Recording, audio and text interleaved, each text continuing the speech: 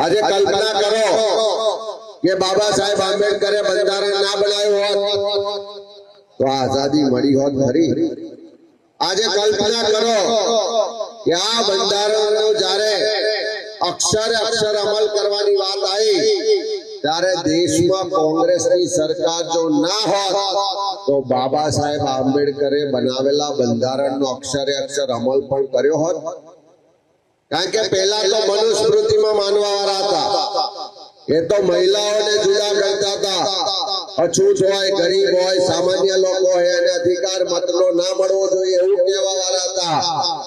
જો એ સત્તા પર હોત તો અધિકાર આપણને મળ્યો ન હોત।